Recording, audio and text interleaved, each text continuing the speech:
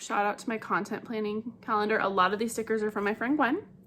This is Dog-Eared Books. My husband, a partnership I did with a local distributor for beer. Hi everyone, it's Kelsey. This is Essentially Booked. Thank you so much for stopping by my channel today. I am filming with really bad lighting because it's just the season and I have a dog here who is very curious.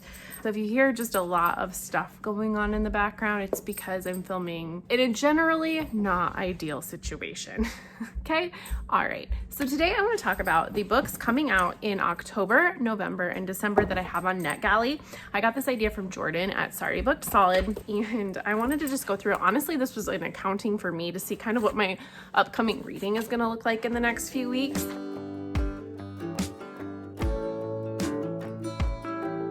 Okay, so sorry, the dogs were crazy. So I'm gonna talk about my Netgalley books from October through December. You will see some of these books definitely in some videos in December, and the rest will probably just be monthly wrap-ups if, you know, of course I keep up with the Netgalleys that I get. I've gotten approved for a ton. Like I think this year I got approved for like 120 Netgalleys, which is not good.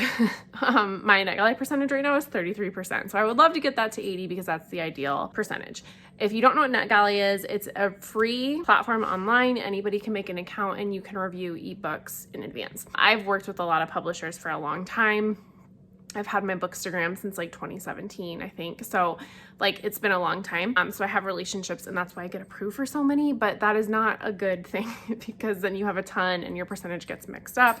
And I don't like having a backlog of books that I haven't reviewed because I just feel bad. Like publishers are gifting me these books. I like to try to review them if I can, but it's just not attainable. So I'm trying to really step back with my Netgalley. That's kind of going into 2024. That's really a focus because I want to get my percentage back up to 80%, which is like the ideal target. So let's start with October and let's talk about the books that are coming out in October that I have on Netgalley that I want to read. So the first set of books comes out on Tuesday, October 3rd.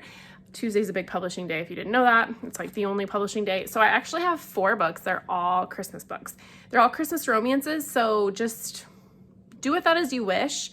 And know that I'll be doing a video in December, maybe too, for like Vlogmas. So I have The Christmas Cafe, Wreck the Halls, which is the Tessa Bailey one I'm really excited about, Snowed In for Christmas and Winter in New York. They're Christmas romances, guys. That's all I got for you. And then on October 17th, I have Lilith, which is a like kind of a mythology retelling, but not like Lilith is pre-Eve or Eve adjacent. I don't really know. I just know that there's a Lilith in lore in the past. So it's a retelling about Lilith.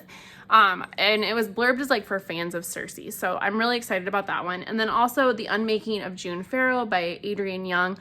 I have read her Fable series, but I have not read, is it Spells for Forgetting, I think? I want to read it, I just haven't gotten to it. So The Unmaking of June Farrow, it's about like family. I think it's about generational, like a woman who there's a curse or something on her family and they run like a flower farm and this door shows up on her land and she ends up like, if she goes through this door, it could break the generational curse that she's a part of and there's romance.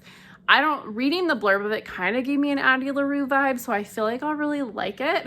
I'm just very intrigued by this one. The next pub date that I have books for is October 24th, and I have The Queen of Days by Greta Kelly. She has a duology that I got from William Morrow that I never read. See the issue here? But this is kind of a heist novel. If you liked, is it Six of Crows? Or like any sort of heist novel, this is recommended.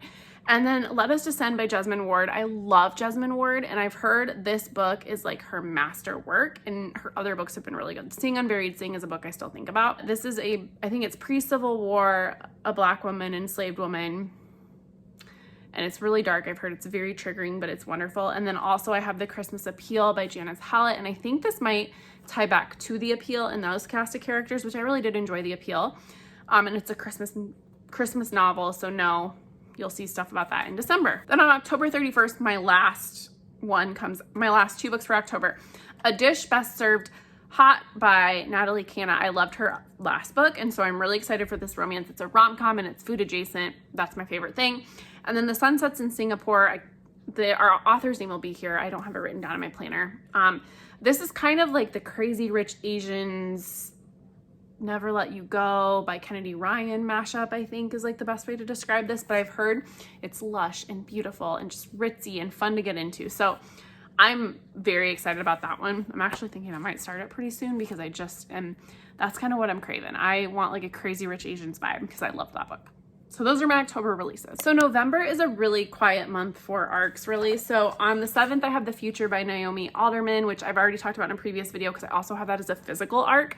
That will be really easy to read because I have it and I can like dual read it. And then on the 21st, Inheritance by Nora Roberts. If you know me, Nora Roberts was like my gateway to romance. My mom read Nora Roberts, so I will read anything she writes, and I'm very excited about this one. I think it might be a new series of hers, maybe, I don't know. I'm gonna walk into it as blind as I can because it's Nora Roberts and I trust her implicitly. And then on November 28th, I have It Had to Be a Duke, which is a historical romance, and then The Kingdom of Sweets. And this I'm super intrigued by because it's Christmas, Nutcracker. I don't think there's enough Nutcracker anything in the universe, so that's why I grabbed it. And that's all I know. I think it's fantasy.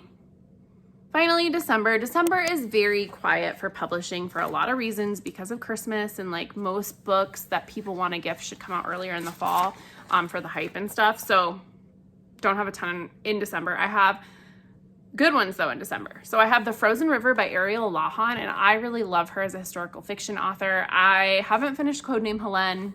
I'm kicking myself. I got like halfway through it, mood red, stopped it. It was really good, but it had to go back to the library.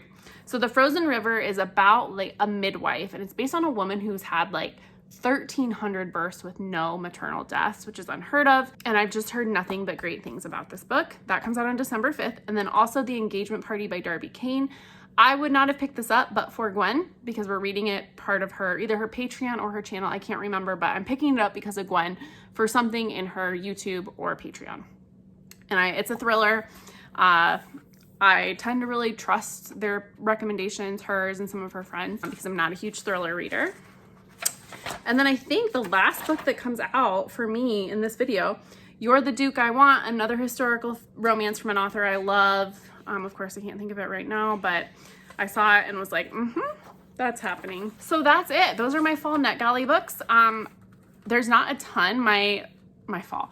This is like my fall winter Netgalley books. So it's not a ton, but it's still quite a bit. And if I could read the majority of them, I would be very happy because that would help with my percentage. I have so many books from the summer that I have not gotten to in Netgalley. And so I'm trying to kind of do some of those, and we'll see.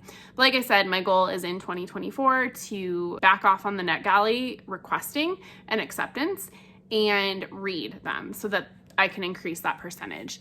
I have been doing pretty good. Like I'm reading 3 to 5 Netgalley books a month, which is incredible. So if I keep that up, eventually it will, become 80%. If any of those are on your radar, let me know. I am super excited because if they're on your radar, maybe that'll help me like push it up so that I can get content out about it, just as extra motivation. But like I said, I've picked some good books. I have a lot of options on my Netgalley, but that's what I would just like to, get it done. Get that percentage up to 80%. If you can relate to the Netgalley problem, also let me know, because I think it's a very common problem for a lot of us on Netgalley. But anyways, thank you so much for stopping by my channel tonight. I apologize for the weird lighting and just all that this video was because it was chaos. I'm so glad you're here. As always, I truly, truly appreciate all of you. And if you've watched a few videos and are liking what you see, please like and subscribe to help me grow my channel.